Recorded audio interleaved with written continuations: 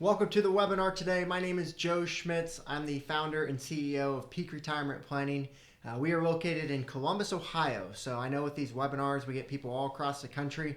And so we are located in Columbus, Ohio, just north of Ohio State's campus there, next to Riverside Hospital there. So that's where we are. And we're on today's webinar, we're going to be discussing market volatility, inflation, concerns of running out of money, which are on everyone's mind, and we're going to talk about how can we best structure our investments to make sure that we can plan for all the unknowns that are out there for the year ahead. And so that's our goal here on the webinar, and we're going to make it light, we're going to make it fun, we're going to tell some stories, we're going to have some facts, and we're going to make sure you leave this webinar more educated than when you came in is our goal here. So we will not have any chat feature there. We will have the Q&A section that you can actually put in your questions throughout the webinar here today. That is completely private, confidential, and so that's a chance for you to ask questions during this webinar. I'm going to try to get as many of those questions as I can during our time here today.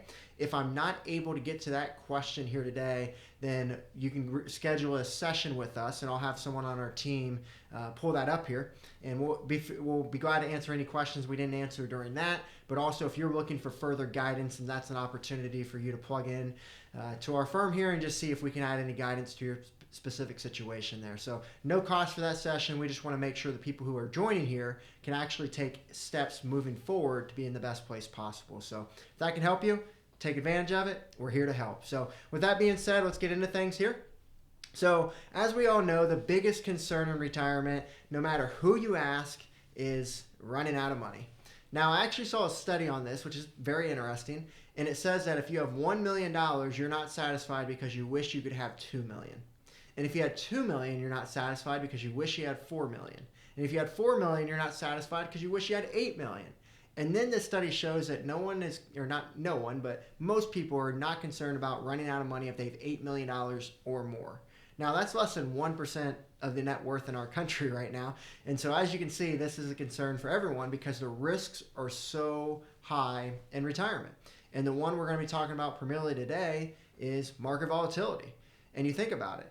If you have $1 million and the market crashes, 2008 for example, you could have half of that. Your 401k is now a 201k, is what you've probably heard that joke before. And so if you have $1 million, but then you have 500,000, is that going to be enough to get you with the retirement that you had planned? You planned a retirement with $1 million, but now you have 500. How do you feel moving forward? And that's why that's a big concern of market volatility. We want to make sure we're taking lesser risks in retirement now that we don't have as much time on our side. And so that's one of the big concerns. Another concern with this is inflation.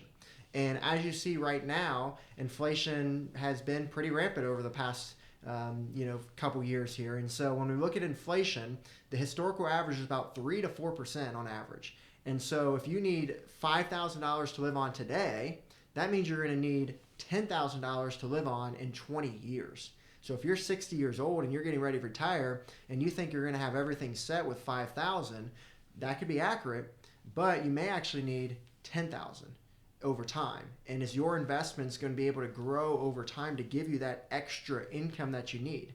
Because yes, you'll have Social Security. Yes, that should have a cost of living adjustment, but that cost of living adjustment hasn't been keeping up with what the actual CPI is for inflation. And so we need a plan for the inflation over time. And also pensions, a lot of pensions don't even have these cost of living adjustments within them. So something to be very, very aware of there with these concerns. And so we're going to talk about how do we prepare for those to make sure that we can have that investment plan, that income plan that's going to be able to bridge us for the entire retirement here is our goal. And so when we think about retirement, I first want to just start off by saying that timing is everything. And so when you think about retirement, we often want to think of this mountain analogy that you're going to hear a few times throughout the webinar here today. While you're climbing the mountain and you're going up, you're not necessarily worried about losing money. You're only worried about growing your money, saving your money. If the market goes down in retirement, that's one, or while you're working, that's one loss. Market's down. What has everyone always told you? Your investment advisors always told you it's going to come back up. And of course, that's right. Now, when you're 30 or 40, maybe 50, that is very applicable. That is very true because you have more time. You have at least 10 years of working still. But when you get to 60 or 65 and you are no longer working anymore and the market goes down, that's one loss. But now what happens? You're having to take out money, and or is the market going to come up and take advantage and be able to come up over two losses? Yes, one loss over time, not too big of a deal, but two losses with less time may be a concern. And so that's why timing is everything.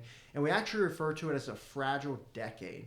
And so what this means is that if the market goes down 5 years before you retire or 5 years after you retire, you're probably going to have some trouble with your investments because you're going to put a lot of stress on them. Remember that $1 million, now it's $500,000.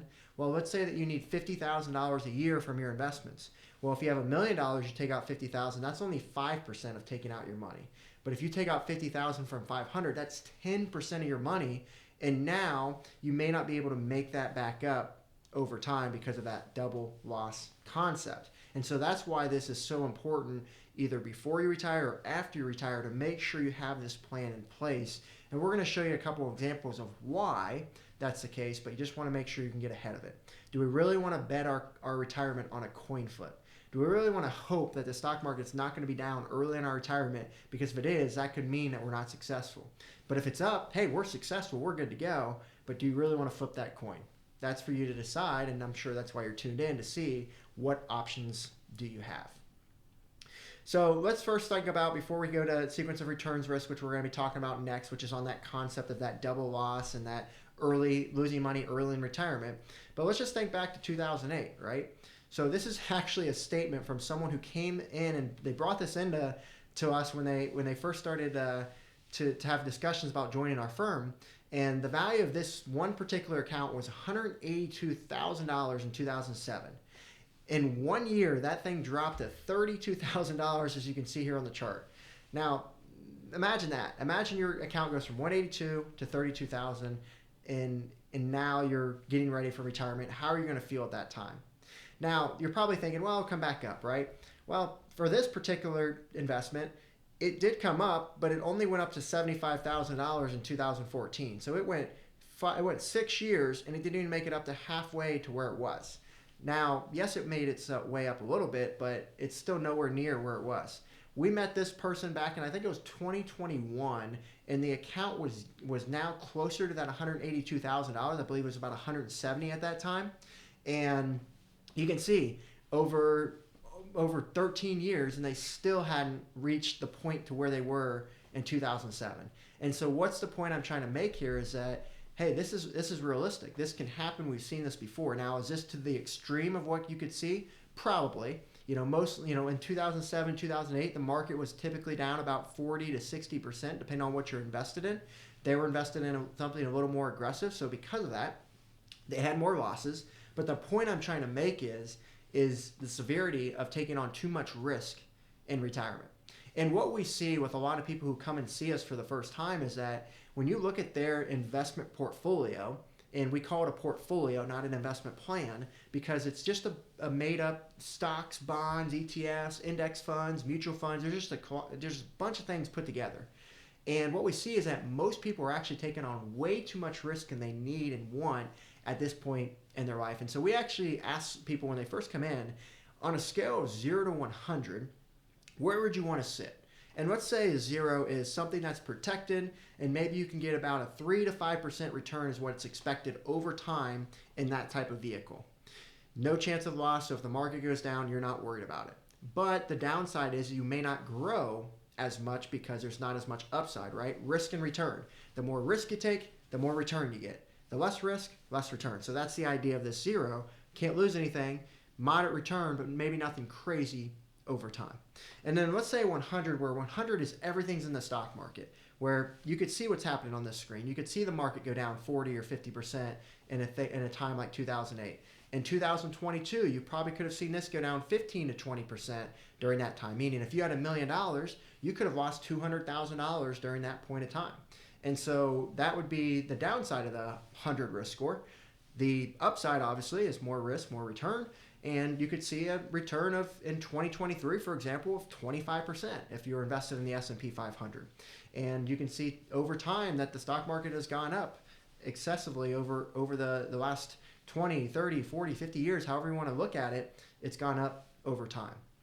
But there's a lot of market volatility in between going up and down. And so we always ask people on a scale of 0 to 100, where do you want to be at this point in your life? You're in or near retirement. Where do you want to be? And most people answer that typically anywhere between a 40 and a 60 is where they want to be. So we'll call it about half and half, right? They want half their money protected, half their money growing. And when we look at their actual portfolio, what we see is it's actually mostly around 80 to 100 is actually what their current setup is, even though they have a risk score that's lesser. And so what our biggest advice is from a webinar like this is make sure your investment plan is the way that you want it to be. Make sure it is invested based on your goals, your needs, and your wants, rather than just a portfolio. Have a plan, not a portfolio. Don't just have a bunch of stocks and bonds here. How is this actually going to work for you? And does it actually meet what your risk tolerance is, when you're going to need this money, and make sure you're not running out of money. So let's put a plan together so we can have a solid foundation of being able to bridge this income gap that we're going to need the rest of our retirement. And so that's the things that you really want to encourage. We really want to encourage you to look at with this investment plan. Now let's talk about something a little more analytical here called sequence of returns risk. So if you're a numbers person, you're going to love this example, and it's really going to take these concepts I've been talking about and really show you the logical side of it and why this is so important to be planning against market volatility and market risk. And so what we're going to do here is we're going to show two people here. We're going to show Bill, who retired in 1996, and then we're going to show Jill, who she retired in 1999. Now, everything with their situation is the same. They both have $1 million. They both are investing in the stock market. They both are withdrawing 4% per year. Has anyone heard of the 4% rule before? So what the 4% rule says that if you take out 4% from your investments every year throughout retirement, you won't run out of money is the idea. You'll have enough money to make it to the end of time. If you take out more than 4%, your chances of failure go up. And if you take out less than 4%, well, you're probably going to be even better off with more money when you pass away. And so that's the idea of the 4% rule. Now, the 4% rule has been under a lot of scrutiny lately, and people often ask, is the 4% rule even applicable now? Is it even true? My advice is I think it is applicable if you plan the right way. And I would actually encourage and say that a lot of our clients can actually live on more than 4% per year if we structure their plan appropriately and making sure that we are really taking a look at each and every year and each and every month really of how much are they taking out and are we on the right track. And so if you really over monitor this, then we feel we can take more than 4% out as long as we're making sure expectations are met over time and we're making changes to the investments and to our plan as time goes. If you're just a set it and let it go or a DIY type of person, well, the 4% rule or maybe even a less is going to be more realistic for you just to set expectations in a clear way. So going to have to be a lot of overlook on that over time, but that's a just good idea to think about is that 4% rule. Now, we also encourage looking at a 3% per year inflation, so they're going to need more income the older they get. So again, if they need let's say they need, we need $40,000 in year one. So $40,000 in year one. Well, in 20 years, what did I tell you earlier? How much are they going to need in 20 years if they see a 3% inflation? Well, that $40,000 is now going to be $80,000 is what they're going to need to take out from their investments. So they got their Social Security, they got their $40,000 of investment income now. In the future, they're going to need Social Security and they're going to need $80,000 from their investments to cover the gap. And so that's what we're looking at here. So as you see here, the only difference is the year that they retire. So someone tell me, why is this such a difference in when they retire? Well, if you remember, 1996 was what we call the dot-com boom. And then 1999 was what we call the dot-com bust.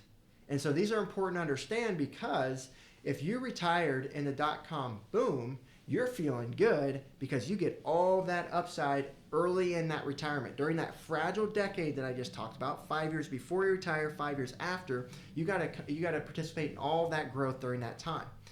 But in 1999, when you retired, now you're retiring during a down market, and now you face that double loss concept that I've been talking about. Market loss, and you take out money, are you going to have enough time over time to make up for it? So let's walk through the actual numbers to see how this actually plays out. So for Jill, She took out $1.3 million over her retirement. She started with $1 million, took out 1.3, and her ending account balance was actually $2 million. So she got everything she needed, and she doubled her money from what she started with.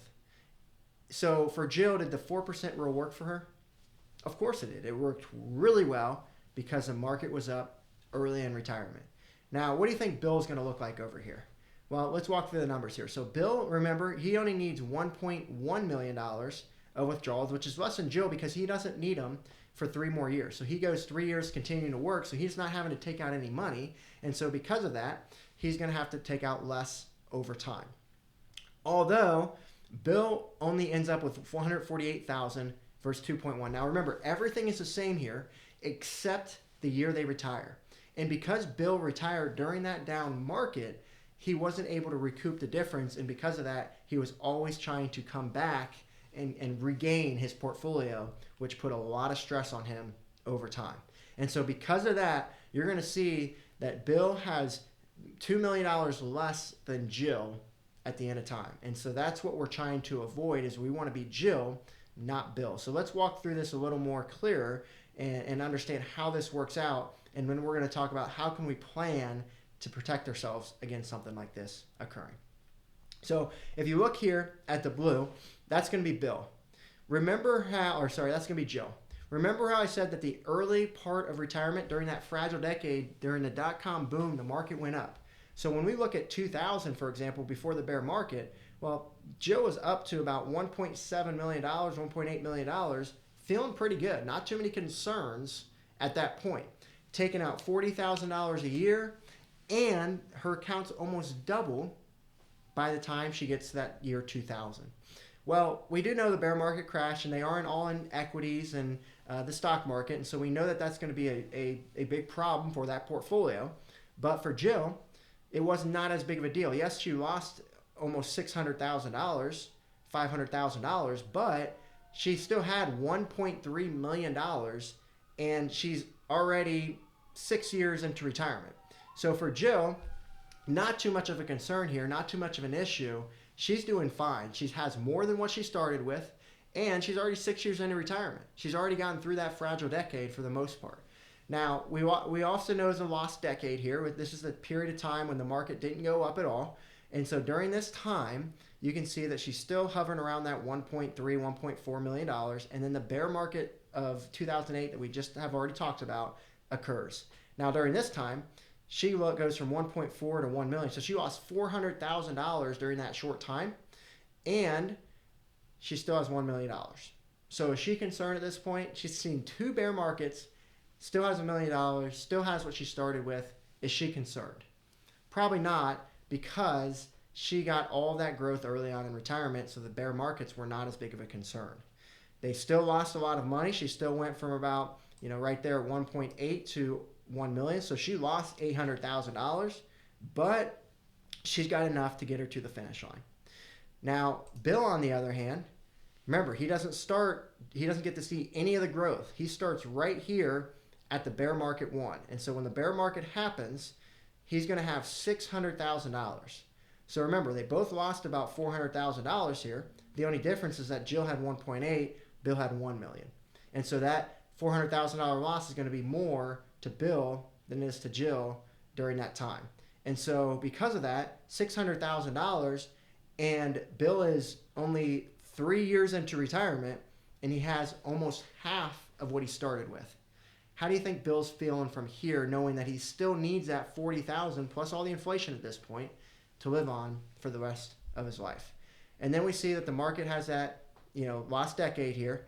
And then we see that after the 2008 correction, Bill is going to be down to about $300,000 left in his account, but he's still got 10 years plus to go within his retirement.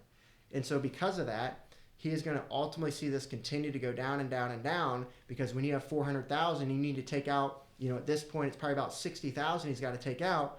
Now you have $320. Now you have $260. And so you can see it keeps going down. And yes, there's going to be some growth, but it may not be enough growth to exceed that high withdrawal rate. right? If he's got $300,000 and he's taking out, let's just call it 40,000, that's over 10% he's taking out. The market isn't going to go up 10% per year every single year over time for him to be able to recoup the difference. And so because of that, that's why you see such a big difference over retirement. So this is what we call sequence of returns risk. It's a big concern for those in or near retirement during that fragile decade. And again, it's a reason why we want to make sure we're planning for this before it's too late. Getting ahead of this before the market goes down is ultimately our idea. And so I'm going to share an analogy here of how we really want to think through what we mean by this, idea. And so again, we always want to have this conversation about more so protect within your investments as we get closer to retirement. So I want to share a story with you. A football analogy is what we'll do is we'll share a football story. And I'm going to be the coach here today. And so as a coach, I've got to make a decision. We are on the 25-yard line, and we are up 10 points right now, and there's 5 minutes left in the game. It's 1st and 10, and we've got the ball, and I've got a question to ask my offensive coordinator, which will be you all here today. Should we run the ball, or should we throw a Hail Mary and try to get a touchdown on this next play? What do you think we should do? Of course, we should run the ball. We should be conservative. We should just make sure that we win the game rather than trying to run the score up. Rather than trying to build bigger barns, let's just get by and making sure that we get to enjoy what we have. So the same concept goes with your investments. Why are we sitting here taking on all this risk and throwing Hail Marys when ultimately all we have to do at this point is run the ball, making sure that we are stable, consistent with the money and our life savings that we've accumulated over these years, making sure we can avoid any big market downturns, making sure we don't have the million to go to 500,000, making sure we have that million continue to go and go and go and grow and keep up with inflation. As we've learned, that's important. Growth and also in protection are both important in our retirement plan. And so if we just get enough consistent, steady return to give us income over our retirement that's predictable, well, now we're not worried about any big market downturns. And is our goal at the end of time, do you want to end up with 1 or 2 million, or do you want to end up with 10 million? Now, ultimately, everyone would say 10 million, but what if I told you if you could get 10 million, that would mean that you could risk even any chance of succeeding? Or if I told you 1 or 2 million is probably almost 100% probability of success if you just make sure you change your plan to get to where you need to go. Whereas if you go to 10 million, maybe your probability of success is 20 or 30% because of these big market downturns. And so that's what we're trying to encourage people or educate people on more than anything is what rate of return do you really need to reach your destination? With a lot of the people we work with, they don't need double digits return to retire successfully at this point. And honestly, a lot of them only need 1, 2, 3% over time, just barely keep up with inflation, and they're going to have no problem with their retirement plan. So if you've been a diligent saver and you've saved enough, you may not need huge returns anymore. You may just need a better plan to protect yourself against the market, to protect yourself against inflation, to protect yourself against overpaying in taxes, since most people have all their money in tax-deferred dollars from their life savings, from that 401k, that IRA. So making sure that Uncle Sam doesn't take more of that share than what he should, making sure you don't tip him, and so that you can preserve more of your dollars. So again, work smarter, not harder at this point in your retirement, making sure you're more conservative is ultimately the route that many people want to go. Just like the football game, just like the football analogy, do you want to win the game or do you want to try to run up the score and potentially lose the game? So that's the decision for you to make there. And so something we'd ultimately recommend that everyone on this webinar do is understand what your risk score is. So we've already kind of shared that idea, that 0 to 100, right? And so what is your risk score? And so, for example, we saw a guy, he had a risk score of a 78. And so what a 78 risk score means is that, likely probability, if the market does what it should, or what everyone expects, then you could expect their portfolio, in best case, to be about 27% up during a 6-month period, meaning they gain $152,000. Well, if the market was down during that 6-month period, on average, then they could see a $100,000 loss on their $568,000 portfolio. So a 17.75% loss during that 6 month is the 95% historical. So likely to happen, but not not likely to happen, but could happen. But it's not so far-fetched. It's not a 2008. That would fall in the other 5% of this chart here. And so that's what it could look like for them. So the question you have to ask yourself to simplify this is, do you really want to lose 100,000 on this 568,000 to gain 152? And you may say, I don't want that big of a risk here. I want to really condense this a little closer so I can still get some return, but I don't want to lose $100,000 is ultimately the idea. And so that's where it would come down to, let's just lower your risk score, and still, if we can make sure you can achieve your goals, then we're good there. So understand what your risk score is on your portfolio, on the investments that you have currently, is something that we recommend everyone to go do. And so if you think about it, if it worst case happened, 2008 bear market, we've used that a couple of times, so let's just keep that theme going. 78 risk score for their particular portfolio during 2008, they would have lost 56% of their money.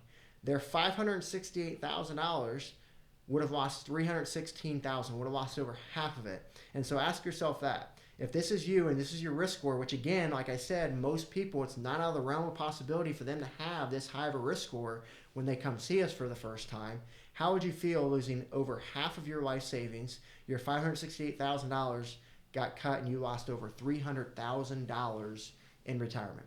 I mean, that's a house. You just lost a house. Your house just foreclosed and you no longer have it anymore. Is that thought process of what this could look like? So again, what's the theme of this is making sure you're protected and not having to worry about this amount of risk throughout your retirement is the goal. And so when we think about retirement, we often see people think about stocks and bonds. I should just be invested in 60-40, 60% stocks, 40% bonds, and I'll be good to go. Now, as we saw in 2022, just recently, the stock market and the bond market did not do as well during those years. The stock market was down about 20%, the bond market was down about 15%. And so we saw people come in, if you had $1 million, you're losing $150,000 or $200,000 in that year alone, and then you're wondering, is it going to go down any more or is it going to come up? And certainly it has come up, so that's the good news. But the bad news is at that time we had no idea. And so we want to make sure we're protected against this. And so what I'm trying to show here is that stock and bond portfolio the best way to invest moving forward? It's not necessarily a bad thing, but I'm just asking yourself is if you want bonds in your portfolio, yes, it can earn money, but is the upside enough knowing that it could still lose money over time? And so what we're going to show you here is during COVID, I just mentioned 2022, but what about during COVID? The bond market was down about almost 10% during that time. So it was down 15% in 2022, 10% during COVID. During 2008, the bond market saw even bigger loss here. It was down about 15% during the 2008. So stock market was down much more. So that's why people said, hey, bonds were good investment during that time, but they're still down about 15%. And so you have to ask yourself is, am I okay knowing that, hey, that 40% of my portfolio that I want protected could still lose money like these types of times? And if so, then hey, bonds may not be a bad place for you. But if you're looking for more conservative, more protected options, maybe this isn't the route that you would go. It's a thought process to think about. And so what we think about is two buckets when it comes to deciding how to invest your life savings. Now, in the long-term growth bucket, that's what we consider as the stocks, the ETFs, the mutual funds, the index funds, and the bonds that could lose money, right? The index funds, bonds that most advisors invest their clients into. When most people come and see us, they're typically invested in bond funds, and those are the funds we just discussed that could lose money. And so if you're in those, I would consider most of your portfolio in that growth bucket, that red bucket, which is also considered risk. Now remember, more risk you take, more return you get, and so that's the idea of that growth bucket. Now on the protection bucket, that's going to be more of your protection side of things. That's going to be your bank accounts, that's going to be the treasury, that's going to be annuities, that's going to be, well, some annuities, not all annuities are protected, right? There's variable annuities, which would be considered on the growth side, but some annuities can allow you to have protection.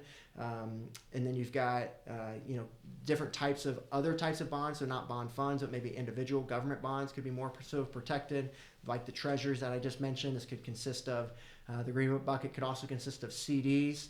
And so in this bucket, we're thinking of things that can't lose money. And so right now, again, like I said, most people have their money in the growth bucket. Now, as you enter in retirement, should you have all your money in the growth bucket, or should you have more of a balance, is a question that we're asking you at this point. Most of the clients who work with us, most of the clients that we see, they want to have more of a balance. They want to have some of the protection because they don't want to face that double loss concept throughout the retirement. So the way we think about it is, hey, let's make sure we've got enough in this short-term bucket to give us income over the next 5 to 10 years. And we're going to show you here very, very shortly of why we say 5 to 10 years, of why we feel like we need enough money protected during that period of time. And then anything for the future is where we think of this red bucket. Because remember, we still need enough growth to keep up with inflation. Investing in the stock market is not necessarily bad if you have the right plan. And so if we can put money in this growth bucket and understand that, yes, it could go down, but if it goes down, understanding we don't have to touch it because we have our green bucket, that's going to allow us to weather those storms in what we call buy time in the market, so we don't have to get emotional and sell when the market's down, because we know we've got 10 more years in this green bucket to get us through. And so if the market's still down after 10 years, okay, yes, this plan doesn't work, but how many times in history has the market been down over a 10-year period of time? Someone put in the Q&A, someone give me an answer. What do you think is the amount of time there? And as I'll show you, in a 10-year period, if you look at this chart, the market has never been down in the last 50, almost 51 years. The market has never been down over a 10-year period of time. Over a 5-year period of time, almost 97% of the time, the market's up. 3% of the time, it's been down over that consistent 5-year period. So again, that's why everything that we do as a firm is research-based. It's analytical driven, right? Because we want to make sure that we're making the best decision with the data that we have. And so if we can expect the market's probably not going to be down over a 5-10 year period, and again, if the market's down over a 10-year period or more, I would say that we've got bigger things to worry about at that point. A lot of the economy drives on the market, and so if the market's not doing well, then our economy is not going to do well, which is going to lead to bigger issues. And so again, not to be doomsday here, but let's actually think realistically. And so that's why we like that 5 to 10 year period. And so a lot of it depends on what is the risk tolerance of the client that we're working with. If they're more aggressive, well, we may stretch that instead of 10 year, maybe we'll stretch it to 5, or maybe we'll stretch it to 2 or 3 years, right? Because as long as if you look at every year, the market's up 76% of the time. And so we'll stretch that down, lower if the client wants that, if they want more return potential. But some of our clients, they'd say, hey, I want more than 10 years worth of protection. I just want to make sure I've got the next 20 years protected, so I don't have to worry about anything at all during my retirement. So that is certainly an option. That's more of an option for people with more money, because now you have the ability to protect more of that is ultimately the idea. Whereas if you have less money, well, maybe you do need the growth potential over time, and so you have to be take on a little more risk is the idea. Or maybe you just work a little longer to give yourself some more to work with. And so now you can actually be more conservative throughout your retirement is another consideration as well. And so I really like this chart to get people to understand. It's very interesting because if you look at the days in the market, so if you just look at a 1-day event, so if you said over the next 5 days, every day I'm going to get on to Google, I'm going to type in the Vanguard Total Stock Market Index, and I'm going to see if it's up or down. What they'll tell you over that, let's just use 4 days to make it easier. What they'll tell you over that 4-day period is that 2 days will be up, 2 days will be down. And that's going to be why people, when you look at the stock market in the short term, you're going to get a little fuzzy. You're going to freak out a little bit. You're going to think, I don't like this going up and down so much. I don't like market volatility. And that's why we always tell people is when in doubt, zoom out when you think about the market. Think about what it could do for you over 5, 10, 15 years, not what it's going to do every day. Because every day it could be up or down. But if you look over time, typically it's going to be up more than it's down. And if we have enough time in the market, that's when it can be a more smart investment is the idea. Now, if you're going to be putting something in the stock market and needing to take it out in 5 years or in 5 days, we would never recommend that to a client. But if you have a long-term horizon, that's when that investment can be more so advantageous. If you're going to need something in 5 days or within 5 years, again, going back to our buckets here, we need that money in the protection bucket. And the other thing that we've seen with our clients currently right now is where interest rates are at. Interest rates at an all-time high, not an all-time high, but among higher than what we've seen in the recent years. And so what a lot of our clients have seen and done is, hey, I want to shift more money over to the protection side because one, I want to take on less risk in retirement, but two is I want to take advantage of the higher interest rates right now. Interest rates are higher than what inflation is right now. That doesn't happen often.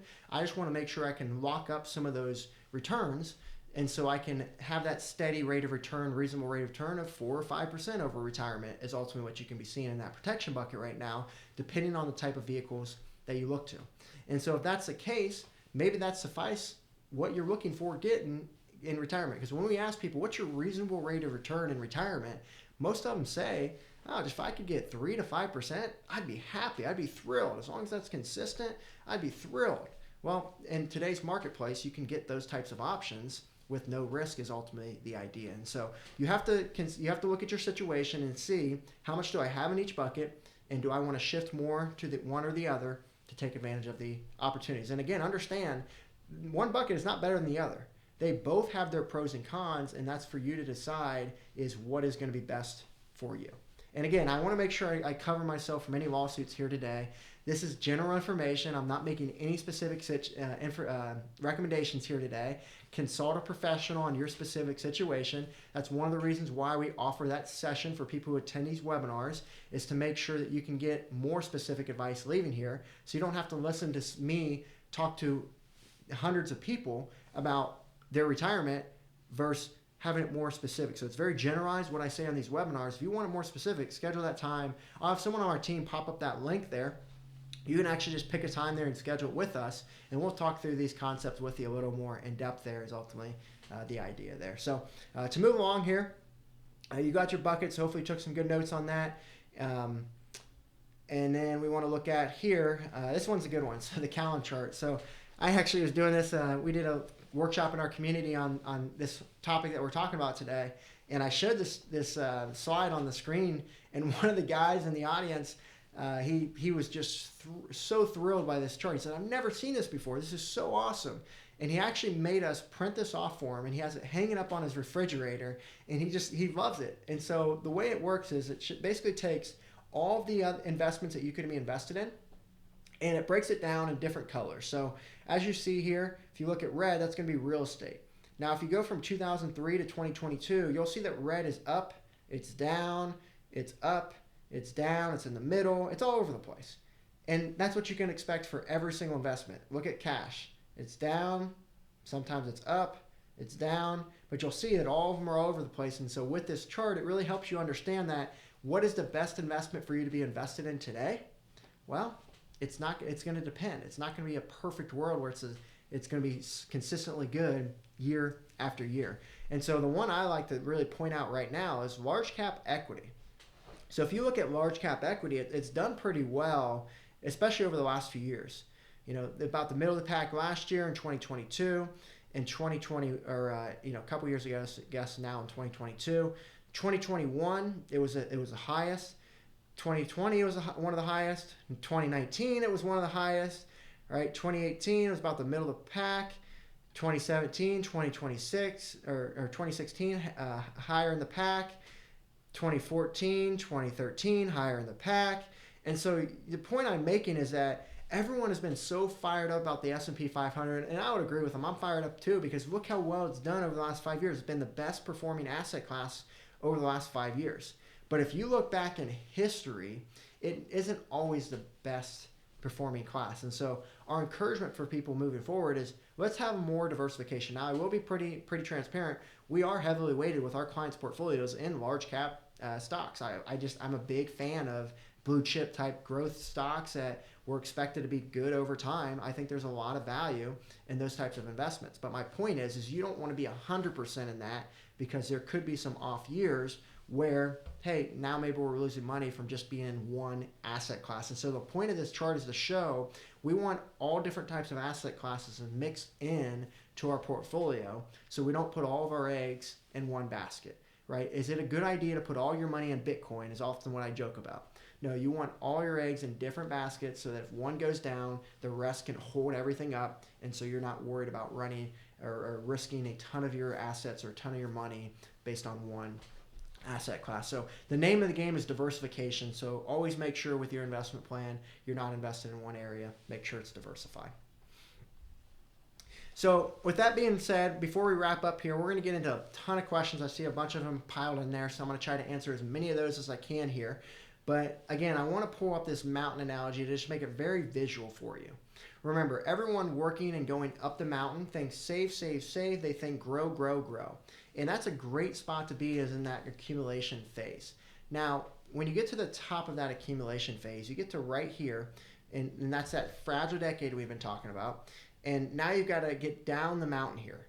And so you have to ask yourself, do you want to take more risk going down the mountain or less risk, as we talked about today? And so based on that is going to be what you need to look at and consider with your investment plan. You now probably need to consider protect, protect, protect instead of growth, growth, growth. And so that's why we're trying to encourage people, is that in this period of time, we may not need to throw that Hail Mary. We just may need to be consistent, stable over time, is that idea with this mountain analogy. And that's why we're called peak retirement planning, right? We help people in or near retirement get through the rest of their retirement is ultimately the idea. And I'll tell you a funny story. I actually was showing this slide during one of the workshops we do. And a guy came up to me afterwards and said, Joe, I want to work with your firm. I said, well, you told me before class you've been with your advisor all these years, and now you come work with us. Like, well, you haven't even came in to see us or anything. Like, what's going on here? He goes, the type of things you're talking about, my advisors never talked about. It's just in stocks and bonds. They've never talked about anything else. He said, two, these 5 pillars here. So that's something we'll talk about here in a minute. But our 5-pillar approach is more than just investment planning. It's income planning. It's what's the tax impact of our investments. It's all of those things playing together. He said, my advisors just never talked about it. And he said 3, which makes everyone laugh, but he said, you're going to be around for my entire retirement. My other guy's about to retire. And I joked with him. I told him, actually, our team will be around not only for your retirement, we'll also be around for your kids' retirement, is ultimately the goal. So had a little laugh with him there. But that's the idea that we're trying to look at here. And again, outside of having that investment and income plan that we've talked about very heavily today, it's about having all of these 5 pillars in place. We can't just have one of these 5 things in place. So when we think of retirement planning, we think of having a complete plan. If you just look at one piece of the pie, you're going to leave something out. And what we see is that with most investment planners and most investment advisors, they only have 1 out of these 5 in place. And so if you're working with an advisor right now who's not talking about these other areas, if they're not talking about tax plan, if they're not looking at your tax return, if they're not looking at ideas like Roth conversions right now, or moving more to a Roth, or setting up your plan for success if you were to pass away so you can avoid the widow's penalty, or making sure more money is passed to the beneficiary, then these are things that we'd recommend you really look into getting further help on. Do you have an estate plan? Do you have someone there to make sure that you have the right legal documents in place, so if something bad happens or during your end of life, that you're prepared for, that your spouse is going to have everything they need, that your kids are going to have everything they need? What we see with that estate planning pillar is that only 30% of people die with estate planning documents in place. And so if you have not done that, or you don't have a plan, that's what we would encourage you to do. And so with our clients, we have an attorney that meets with our clients in our office to ensure that we can get those done the right way and at the best cost is ultimately the idea as well. So making sure you meet with an attorney to get all of those set is something that we always want to advise people on anytime we have a chance to talk, because we see so many people without that pillar in place there. Obviously, the healthcare planning pillar is becoming a big concern nowadays more than ever, with healthcare costs rising. So that's where we'd encourage you to take closer looks at that as well. So again, we just want to make sure you have these 5 pillars in place and also have that more sophisticated investment plan and income plan set. So again, if you're looking for further help on these 5 pillars or that investment planning pillar that we've discussed for the majority of the workshop or the webinar today, then go ahead and pick a time on our calendar. I'll have someone on our team pull that up right now, and you'll be able to go right to our calendar, pick a time that works for you, and have a session with one of our advisors here to just talk through things with you and just see where you're at and where do you want to go, and hey, is there anything that we see that you're missing so that you can get to where you're going. And so during that session, we're not trying to push you to work with us. We're not trying to sell you anything. It's really just to give you more specific guidance. And then if we do feel like it could make sense to talk further, or we feel like we could be a good fit to work with you, then we can schedule another time to see, what that would look like, and to see if we can truly add value to your situation and really educate you on, hey, if you do nothing versus if you do something, what could be the difference over time? And I do want to make it clear, we do get a lot of people on these webinars or the workshops we do, or, someone who sees us on TV or radio or watches our YouTube that reach out to us and say, hey, Joe, I want to become a client of Peak Retirement Planning. And And ultimately, that's a great thing. We love that idea. We love helping people. But I do want to be very clear.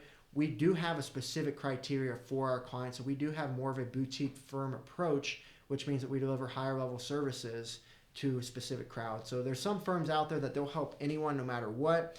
I just want to set expectation that that's not us. Now, don't let that stop you from scheduling a time, because we will help anyone that comes in for that discovery session or schedules that call with us. If you're out of town, that's what we're here for. That's what we do.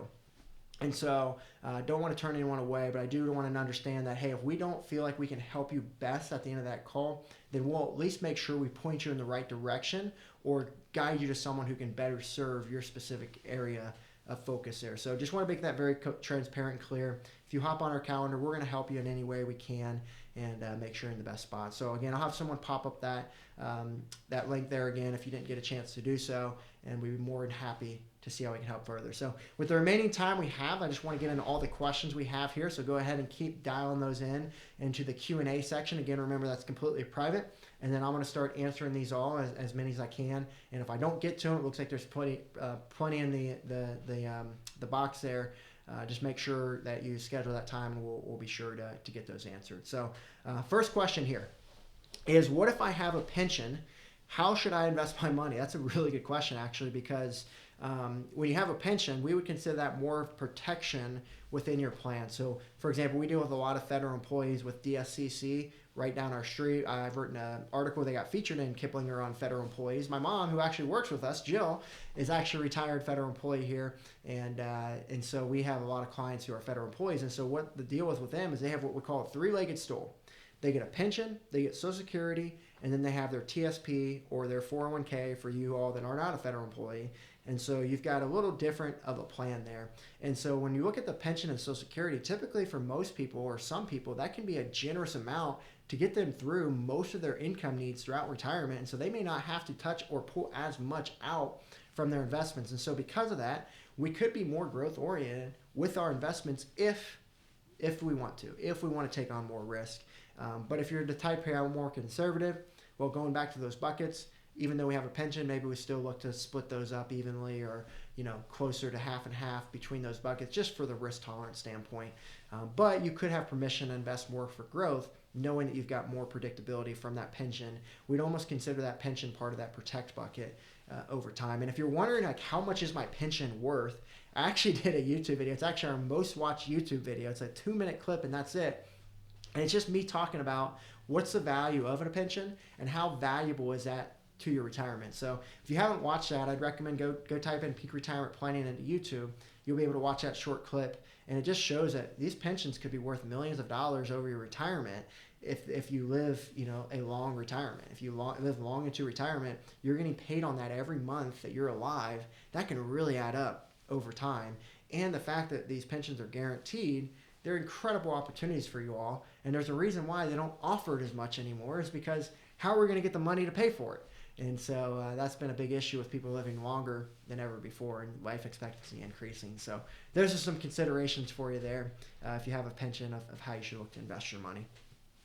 Next one is, I lost 20% in 2022. I know what you are saying. Yes, so that was probably to the point I made earlier about how the market turbulence during specific years. So again, the main point is market's at not really an all-time high, I guess, if you want to say that, or close to it. And do we want to take our chips off the table, or do we want to just keep trying to be greedy and more? Now, again, some people may need more and more, but if you're in a position where you saved enough, maybe you can start to take some chips off the table, take advantage of higher interest rates, and set your plan up for success moving forward. So it looks like we have a question here about the Rule of 55. I have another video on YouTube that you can watch on the Rule of 55, but I'll try to detail it out here a little more for you here. So with the Rule of 55, basically what that means is, let's say you retire at 57 and you have a 401k. Well, that allows you to take money from that 401k until you're 59 and a half, because remember, 59 and a half, if you take out from a 401k before then, typically you have a 10% penalty. But if you retire, then you can take out from the 401k until 59 and a half. So let me tell you where this can become an issue with people if you're retiring during that phase. Let's say you're 57 and you retire, and some advisor tells you, hey, move all your money over to this IRA and I'll manage it for you. Well, I'm not telling you that's a bad thing to do, because I'm sure they'll do better than what your 401k is over time, and they'll be able to give you more advice and guidance, and it could be a great thing if your advisor is doing the 5 pillars that we're talking about here on this call. But the thing you need to be worried about is, what if you need money during those 2.5 years before you turn 59 and a half?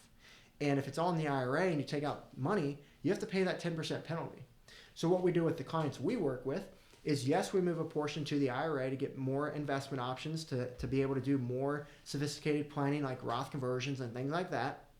But we always make sure that we leave behind some money in that 401k as what we call an emergency fund, or something that they can still access until 59 and a half. Because the last thing I'd want is to move everything, and the client told me, hey, yeah, we don't need this money. We don't need this money till 62. We're good to go.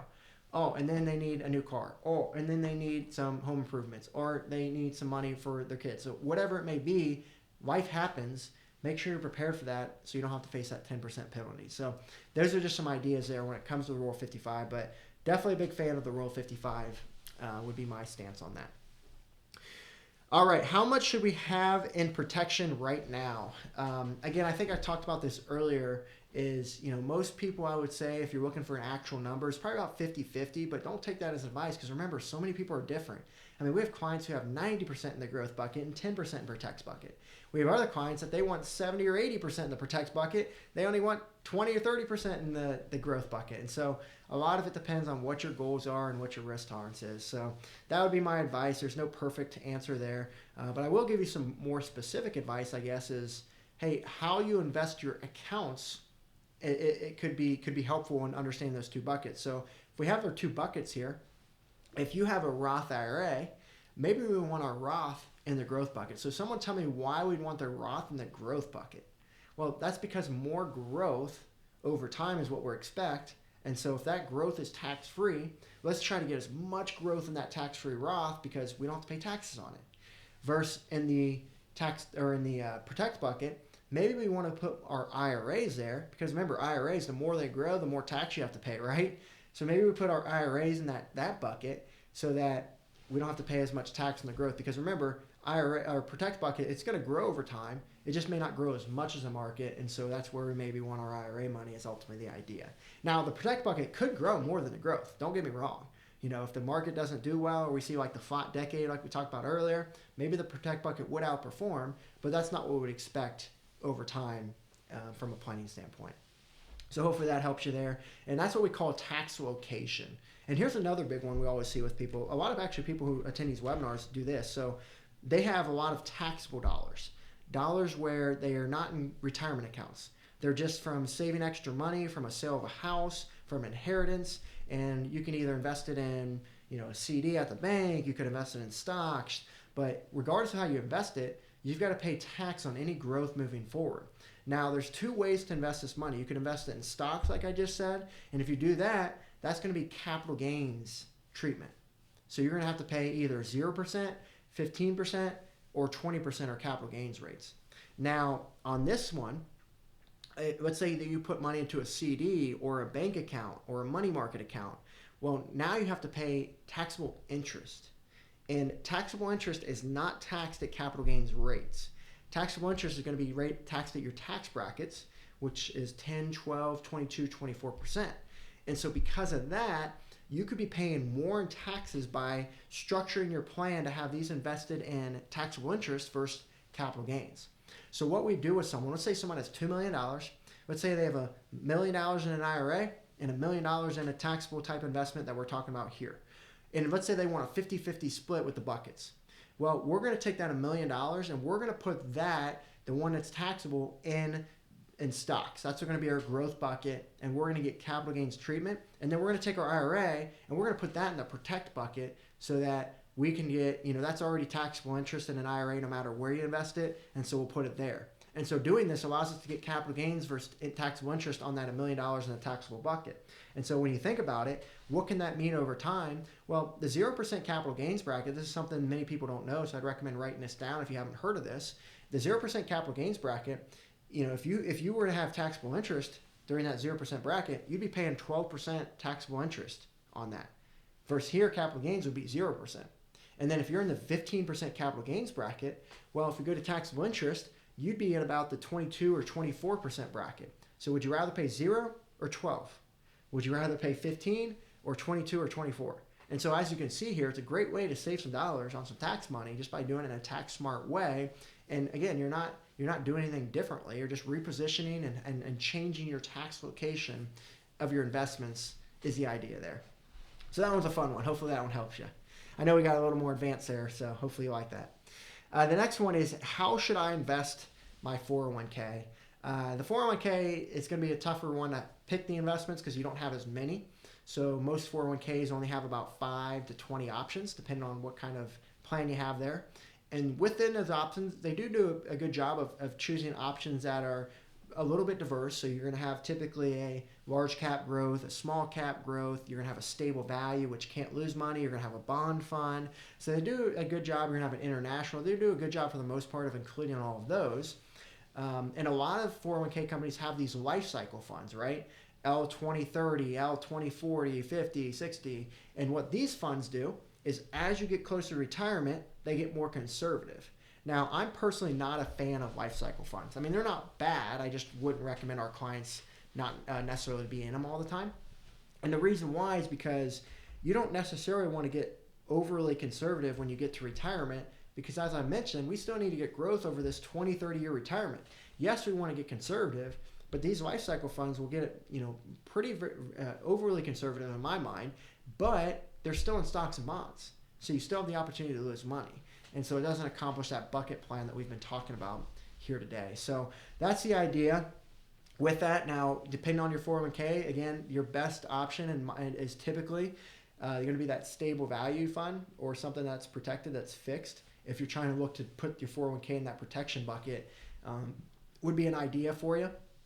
And now for the protection bucket, or let's say you are 59 and a half, something we do with a lot of our clients, if you're 59 and a half or older but still working, is let's move your 401k to an IRA so that we can have more than the 5 to 20 investment options. We can have better options on the protect side. So instead of just having that stable value, we can choose from anything out there. And then also will allow you to do things like Roth conversions that I mentioned earlier to do more advanced planning with that 401k. So if you're either retired, you can roll over your 401k to an IRA, or if you're 59 and a half, most 401k plans allow you to do that type of rollover. And that's what we would typically recommend for people to do. Again, consult with a professional. It's going to depend on your situation, but that allows you to still get your match within your 401k, so you don't lose that ability. You just take the balance and you move it over. And so if you haven't heard that one, write it down. It's something that we're seeing a lot of people take advantage of. Looks like a question here of Joe. How can I read your book? Yeah, so more than happy to have you read it there. You can go on to Amazon and buy it. We're not trying to encourage people to go buy the book. We'd rather just make sure we can give it to them and give them the education they need. So if you need a book, just reach out to us and we'll mail you one out.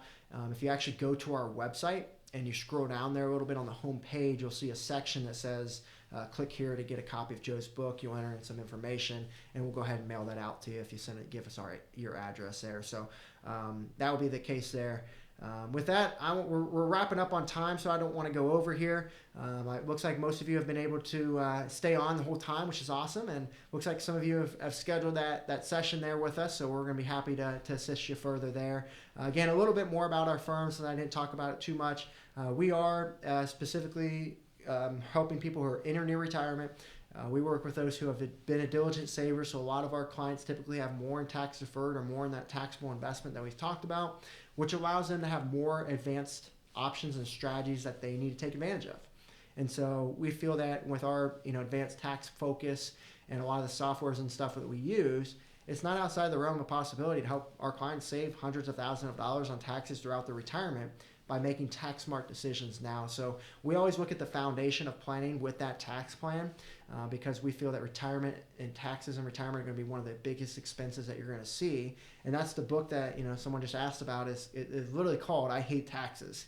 And it's all about how do you lower your taxes but own your retirement is the idea. And so throughout that book, if you're looking for more information on what this tax plan actually means, we just detail it out. How do you own your retirement? Take action now, take steps now to be in a better place moving forward. Basically be proactive versus reactive. So that's the approach that we take. Again, we also take more of that comprehensive approach of these 5 pillars here, We ensure that all of our clients have all these 5 pillars in place. We've got that attorney that meets with our clients. We just make sure all of it's in-house to make sure that you don't have to go to 100 different places to get things done. We want you to get it done now. We want you to get the fee that you're paying, make sure it's valuable, and be able to be off on your retirement and live that retirement that you dreamed of. So with that being said, I'll go ahead and wrap it up here. And again, if you need anything else, reach out to us. We'll be on that call to see how we can help you further with for your plan. And enjoy the rest of your day.